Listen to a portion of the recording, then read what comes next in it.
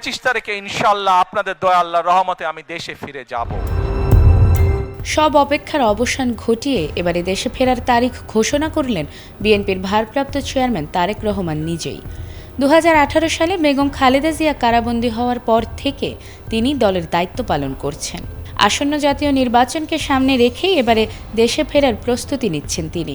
আর তার দেশে ফেরারের সংবাদ যেন দলটিতে উৎসবমুখর পরিবেশ সৃষ্টি করেছে।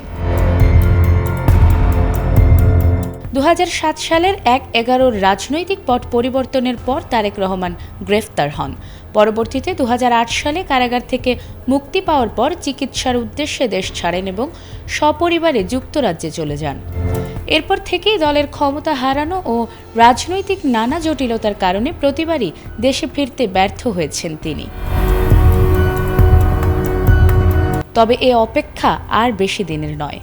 মঙ্গলবার বিজয় দিবস উপলক্ষে যুক্তরাজ্যে বিএনপি আয়োজিত এক আলোচনা সভায় দেশে ফেরার বিষয়টি নিশ্চিত করেছেন বিএনপির ভারপ্রাপ্ত চেয়ারম্যান।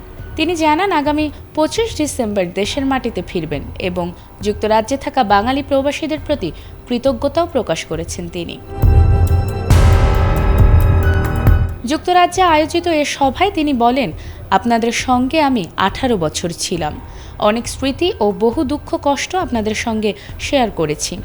তবে আমার অনুরোধ, আমাকে বিদায় জানাতে এয়ারপোর্ট কেউ যাবেন না।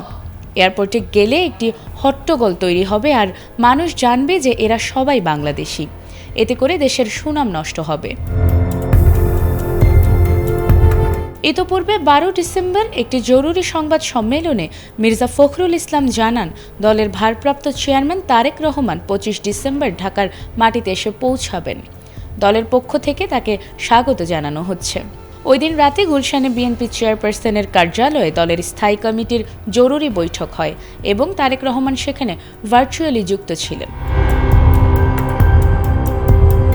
দীর্ঘ সময় পর তারেক রহমান দেশে ফেরার খবরে দল জুড়ে রয়েছে আনন্দ উচ্ছ্বাস। দলীয় নেতাকর্মীরা মনে করছেন তার উপস্থিতি দলকে আরও সুসংগঠিত ও গতিশীল করবে। নাজমুন নাহার জান্নাত, এটিএন বাংলা, ঢাকা।